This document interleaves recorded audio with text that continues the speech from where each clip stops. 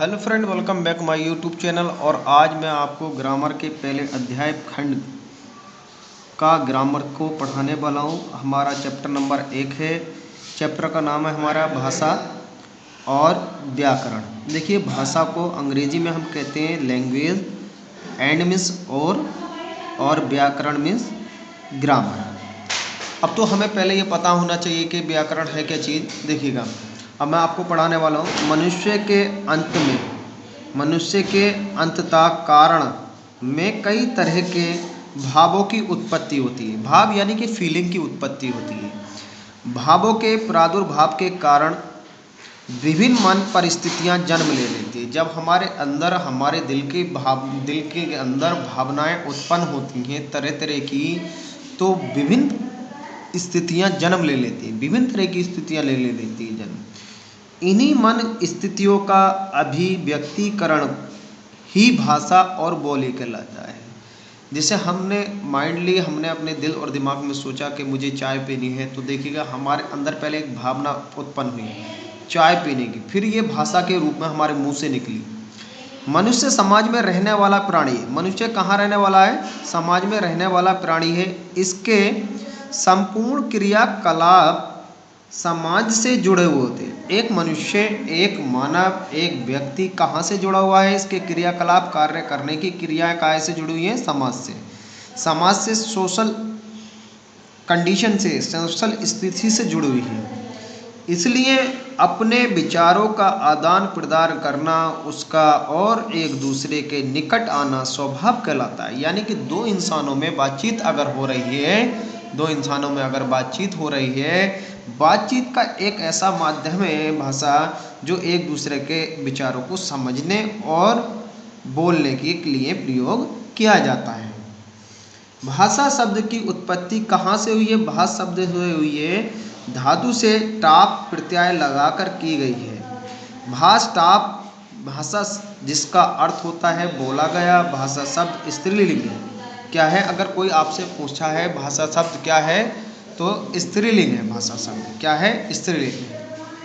क्या है? स्त्रीलिंग। भाषा की उत्पत्ति, भाषा की परिभाषा अपने मन के भावों और विचारों को बोलकर, लिखकर या पढ़कर प्रकट करने के साधन को भाषा क्या कहते हैं? भाषा कहते हैं। ठीक है, भाषा कहते हैं। भाषा के विभिन्न स्वरूप, डिफरेंट फॉर्म्स ऑफ लैंग्वेज, ये इंग्लिश में हम इसको बोलेंगे। अब देखिएगा, हम इससे आगे पढ़ते हैं।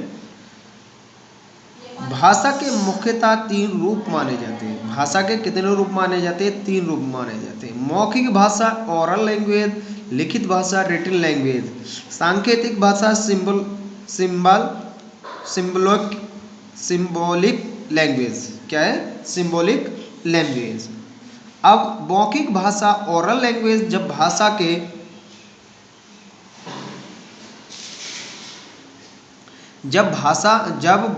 मौखिक भाषा जब भावों एवं विचारों का आदान प्रदान केवल बोलकर किया जाए, यानी कि दो इंसान आपस में बातचीत कर रहे हैं, तो उसे मौखिक भाषा कहते हैं। दिए गए चित्र में 2 लड़के आपस में बातचीत कर रहे हैं। देखिएगा, 2 लड़के आपस में बातचीत कर रहे हैं चित्र के अंदर।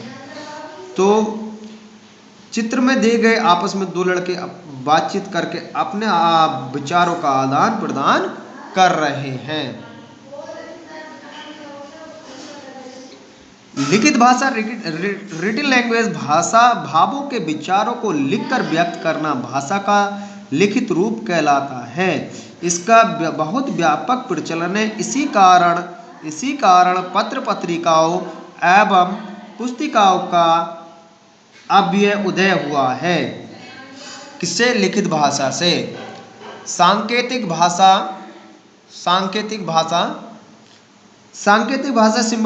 Symbolic language. ठीक है, जब कुछ कहे या लिखे बिना संकेतों के भावों को, विचारों को प्रकट किया जाता है, तो उसे सांकेतिक या मौन भाषा भी कहते हैं।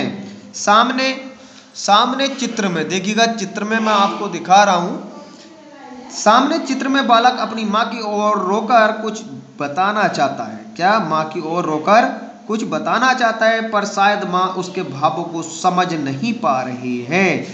इसे भाषा का अस्पष्ट रूप मानते हैं। अस्पष्ट जो साफ साफ पता नहीं चले हमें। संकेतों को द्वारा कई बार कुछ अर्थ निकाल लिया जाता है। यही कारण है कि सांकेतिक भाषा को व्याकरण के स्थान पर नहीं दिया गया है। हमारे जो व्याकरण का जो स्वरूप है उसमें दो ही भाषाओं को मान्यता दी गई है, मौखिक और लिखित। सांकेतिक भाषा को मान्यता नहीं दी गई है।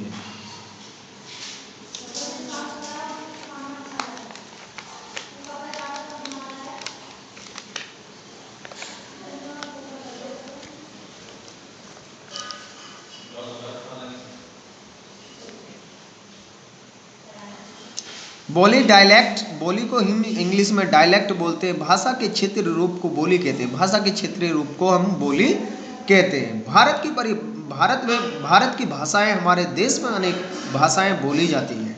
हमारा जो भारत देश है, भारत देश बहुत ही प्रिय भारत कंट्री देश है हमारा। हिंदुस्तान जो है उसमें विभिन्न प्रकार की बोलियां बोली जाती है, जैसे अवधी, हरियाणवी, राजस्थानी, भोजपुरी, मलयालम, उड़िया, पंजाबी, कन्नड़, उर्दू, मराठी, हिंदी आदि भाषाएं बोलियां बोली जाती हैं। विश्व में अनेक भाषाएं बोली जाती हैं, जैसे अंग्रेजी, चीनी, रूसी, जर्मन, फ्रेंच, अरबी। लिपि को इंग्लिश में हम स्क्रिप्ट कहते हैं। मौखिक ध्वनियों में लिखित रूप प्रदान करने के लिए कुछ ध्वनियाँ चिन्ह बनाए जाते हैं, इन्हें लिपि कहा जाता है। विश्व में अनेक भाषाएं जैसे संस्कृत, हिंदी, अंग्रेजी, अरबी, उर्दू आदि तथा भाषाओं को अपनी अलग लिपि में लिखा जाता है। लिपि होती है, इनकी सबकी अपनी अपनी लिपि होती है। देखिए अब लिपि के बारे में मैं आपको बता देता हूँ। इधर इस तरफ भाषा लिखा हुआ है, इधर लिपि, और इधर आपका चिन्ह लिखा हुआ है। संस्कृत की लिपि देवनागरी लिपि, हिंदी की देवनागरी लिपि, अंग्रेजी रोमन, उर्दू की फारसी। तो देखिएगा संस्कृत को छोटा बड़ा का खा में लिखा जाएगा, तो इसे गा गा छा छा में लिखा जाएगा, इसे ABCD में लिखा जाएगा, इसमें अलिफ बा पा ता आदि में लिखा जाएगा।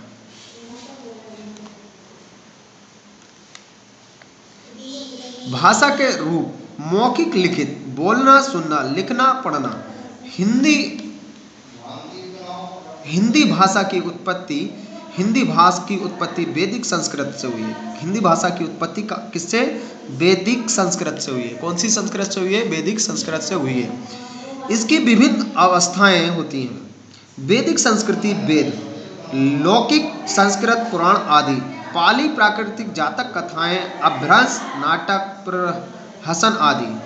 हिंदी खड़ी बोली।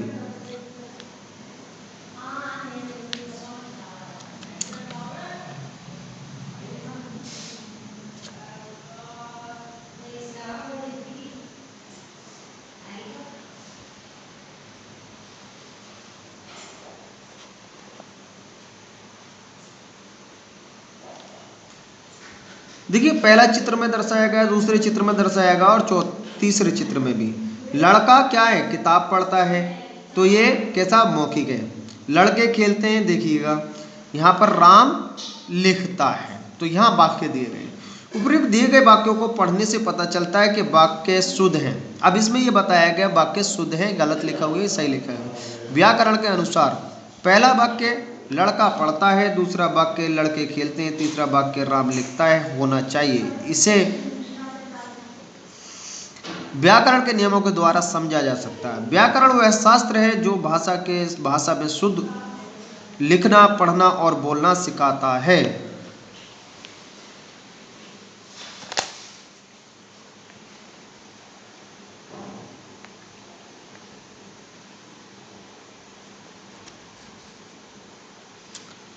हिंदी भाषा और व्याकरण। देखिए हिंदी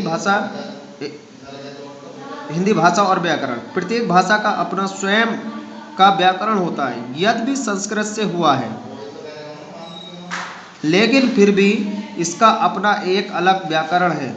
जैसे संस्कृत में विभक्ति का प्रयोग होता है, लेकिन हिंदी में कारक का प्रयोग होता है। संस्कृत में क्रिया का लिंग नहीं होता, पर हिंदी में होता है। जैसे राम पढ़ता है, पुल्लिंग रानी पढ़ती है स्त्रीलिंग। संस्कृत में इन्होंने बताया क्रिया का कोई लिंग होता नहीं। व्याकरण के अंग, पार्ट ऑफ ग्रामर। हिंदी भाषा के व्याकरण के 3 अंग हैं: वर्ण विचार, फोनोलॉजी, शब्द विचार, स्टिमोलॉजी, वाक्य विचार, सिंटैक्स। वर्ण विचार फोनोलॉजी व्याकरण के जिस अंग में वर्णों का विषय बताया जाता है उसे वर्ण विचार कहा जाता है। छोटा बड़ा, छोटी बड़ी। शब्द विचार इटिमोलॉजी व्याकरण के जिस अंग में शब्द की उत्पत्ति व शब्द का प्रयोग विधि के बारे में बताते हैं उसे शब्द विचार कहते हैं। वाक्य विचार सिंटैक्स व्याकरण के जिस भाग में वाक्य के भेद, बनावट और शब्द के मेल का अध्ययन किया जाए उसे शब्द विचार कहा जाता है। तो इस तरीके से हमने आपके चैप्टर को पढ़ाया। अब मैं आपके लिए क्वेश्चन बता रहा हूँ, शॉर्ट क्वेश्चन है, आपको इनका आंसर कमेंट बॉक्स में लिखना है। तो देखिए भाषा किसे कहते हैं ये भी मैंने बता दिया। ठीक है, ठीक है। पहला क्वेश्चन है भाषा किसे कहते हैं। दूसरा है मौखिक शब्दों का, मौखिक भाषा के 2 अवयव कौन कौन से, ये आपको बताना है। लिखित भाषा की क्या उपयोगिता है ये आपको बताना है। भाषा के विविध रूप कौन कौन से ये आपको बताना है। इसमें 3 रूप लिख देना है। लिखित भाषा की क्या उपयोगिता है, मौखिक भाषा के अवयव कौन कौन से, भाषा किसे कहते हैं।